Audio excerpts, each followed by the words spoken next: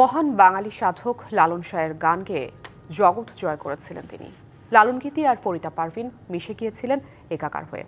গানের সেই দরদে কণ্ঠ থেমে গেল।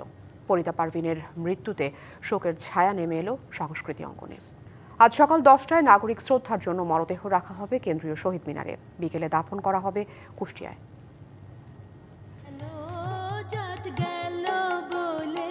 দরদ ভরা কণ্ঠে লালন শাহের গান বিশ্বজুড়ে পৌঁছে দেয়া শিল্পী ফরিদা পারভিন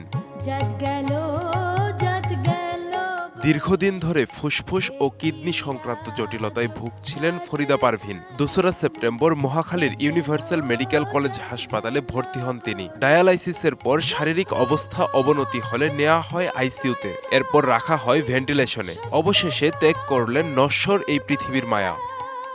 সন্ধ্যার পর থেকে ব্লাড প্রেশার ফল করা শুরু করে এবং চূড়ান্তভাবে আমরা 10:15টার দিকে তার যখন কার্ডিয়াক অ্যারেস্ট হয় তাকে আমরা মৃত ঘোষণা করি রাত 10:15 ওয়ালটন এখন দেশের সীমানা পেরিয়ে পৌঁছে গিয়েছে 50টিরও বেশি দেশে। ওয়ালটন, ঘরে ঘরে বিশ্বজুড়ে।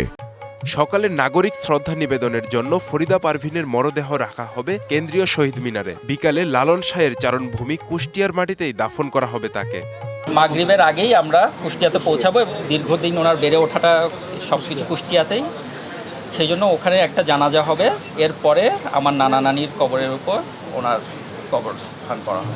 ফরিদা পারভিনের প্রয়াণ বাংলা গানের জন্য অপূরণীয় ক্ষতি বলে মন্তব্য করছেন দেশের গুণী শিল্পীরা।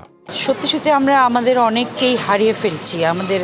আমাদের মাথার উপর যারা বটবৃক্ষের মতো ছিলেন তাদেরকে আমরা প্রায় অনেককেই আমরা হারিয়ে ফেলছি। আমরা খুব অসহায় হয়ে যাচ্ছি।